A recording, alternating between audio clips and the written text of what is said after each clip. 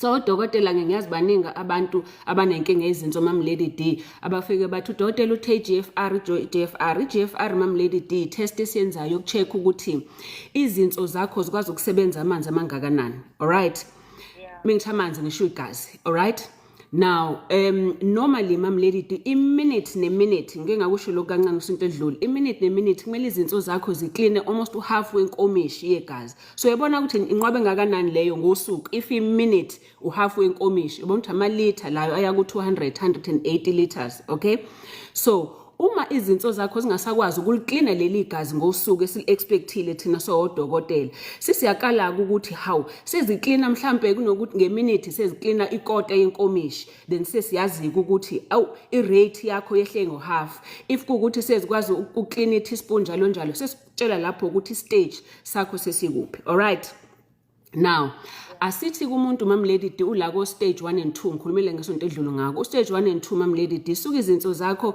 kwesinye isikhathi lapho kakhulukazi ku1 awunazo izimpawu kodwa zisuke sezine stress izinso zakho mhlawumbe ngandlela ophila ngayo ama acid icaffeine kakhulu udla kakhulu inyama ebovu so izinso zakho seziyasindwa aziguli kodwa seziyasindwa. So kunabantu abangeke babe nezimpawu lapho Mam Lady D kodwa if ezoba nezimpawu kakhulukazi uma siko stage 2 if ezoba nezimpawu ngelinye ilanga uzothi mevuka abone ukuthi inyawo zakhe zinokuvuvukala. All right, abone ukuthi awusengine BP kade nginganayi BP senginokukhathala nje ngingazazi ukuthi ngikhathazwa yini ebusuku sengivuka kakhulu ngiyachama stage 2 ke loyo ke Mam Lady D. So lapho ke stage 2 kulula ukuthi umphindise emuva Mam Lady D.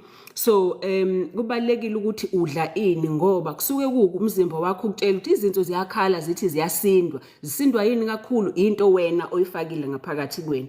So ekushintsheni ukudla kwakho nendlela odla ngayo Mam Lady D stage 2 kulula ukuthi ukwazi ukuthi ucorrect udla ikabishi ispinach ontufeshe ama-apula amajikjolo into enjalo ama-veg nje ukudla kahle again yehlisa usawoti wehlise ukudla lokho processed kakhulu. Okay, wehlise inyama ebovu. All right, even if kule stage ngeke ngithi yeke but ungayidli kakhulu. All right, wehlise futhi ama painkillers ngikhulumile ngesonto edlule ngeke ngiwasho namhlanje ngoba sengizoboshwa. Okay, ehlisa ama painkillers amaphilisi enhlungu ngoba ayahamba ashaya izinso. Okay, whether unamathambo ini kakhulukazi lawa amathambo afika ashaya izinso. So if ukule stage Mam Lady D bheka lezo zinto lezo uphuza amanzi uziklina izinso zithi nje kuwena ngisiza.